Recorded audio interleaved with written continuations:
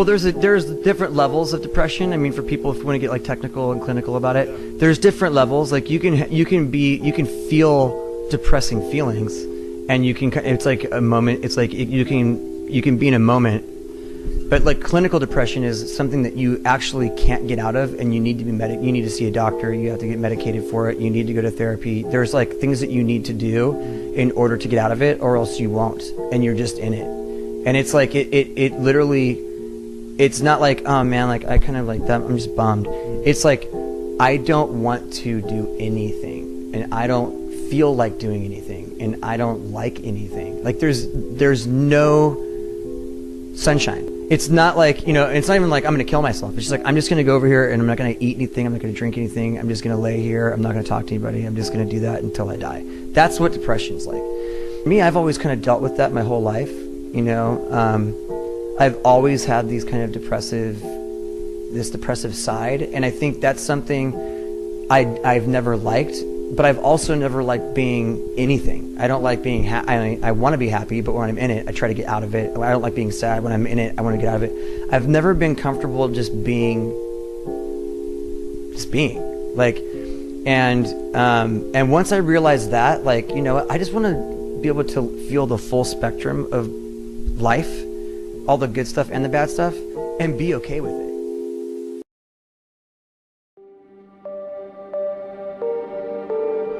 It starts with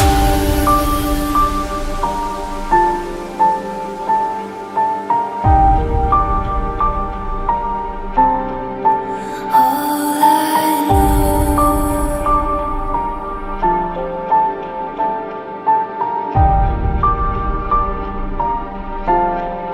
So unreal. Depression doesn't have a face. My husband, when he passed, he was at his prime. He was at his best. He did not look like someone suicidal. He did not look depressed. I don't remember the hours and days following his death. It's all a blur to me. My wonderful brother was gone. It was the strongest blow that I have ever felt in my life. It just felt like I didn't deserve to breathe, because he was never going to take a breath again. He was, very respectful of my work with Lamb and that kind of thing, and obviously everyone in the world knows how great Chester is. He loved the song, and we kind of went back and forth about doing it, and then we got in the same room and did it. But the great part of the experience, a lot of it was great, but one of the great parts of the experience is that the template, the outline I had for the song when I presented it to Chester is different than what it became, because we really sat together over a table and just really hashed stuff out and kind of tore it apart and built it back up together, and that was, to me, one of the more memorable parts of that experience, I'd say.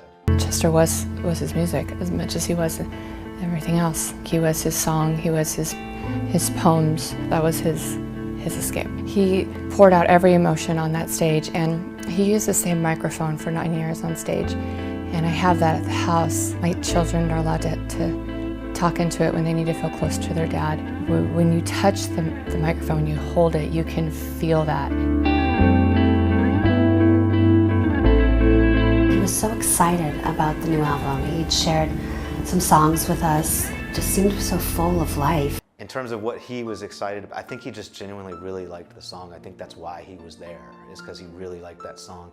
And I happen to know he was very, very excited about the idea of screaming and doing something heavier than what he's been doing lately. That meant a lot to him, and he's very vocal about being excited about that. Chester's ability was undeniable, like just in sitting in the control room and watching him do takes.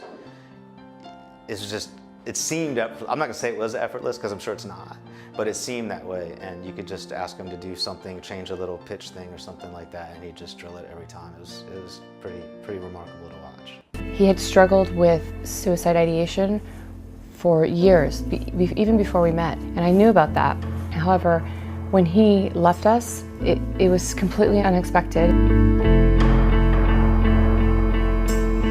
I didn't see it coming. I didn't expect. There was no anticipation. And I just remember feeling so empty. And I've never felt that empty and hopeless myself. And just feeling like I didn't deserve to see the sunrise ever again, because he was not going to experience that There is no, you get over it. It's wrong. Reality changes. The lyrics to Cross Off are very personal to me. I didn't write all of them. As I said, when I brought it in, I had an outline for the song, and then Chester and I kind of went through it. It's sort of about codependency. It's about, parts of it reference directly a kind of a relationship ending in my life, but parts of it are just kind of about self-destruction and sort of codependency and just the ways we beat ourselves up. I started reaching out to people on Twitter. They were reaching out to me, fans, thousands of them, feeling hopeless. They themselves were wanting to do self-harm, and I felt helpless because I didn't have the emotional bandwidth to help them. So I started retweeting their tweets and asking other people in the Twitter community to lift each other up, to offer support. That helped me get through some of my darkest times. I did not want his death to be in vain. When I found out Chester had passed, I was playing a show in Charlotte, North Carolina. It was, I think, in the afternoon when I found out. I got a text, and I was devastated, like everyone else in the world. The thing that I kind of took away from him personally was just, he was just a really genuine, like honest, fun guy, like really passionate about music, really devoted father and husband, and a good listener too. He had a lot of questions for me about the lyrics and about where it was coming from, and that kind of spurred conversations that we had, about just real life stuff. He was just a good dude. I was happy to get to know him a little bit. We have a blended family with 7 kids in all. They would all have to look back at their father's death one day, and I didn't want it to be just another rock star tragedy gone wrong. The way they could understand it wasn't their fault was to understand mental illness, to understand taking care of their mental health. I also wanted them to look back and say, my dad's death was a tipping point. It sparked a movement. It did something. What I really want to get across is that even though you may think somebody's doing good and they look good, or you may look good and you're trying to portray everything's okay, it's okay to not be okay, and it's okay to have to work at that every day.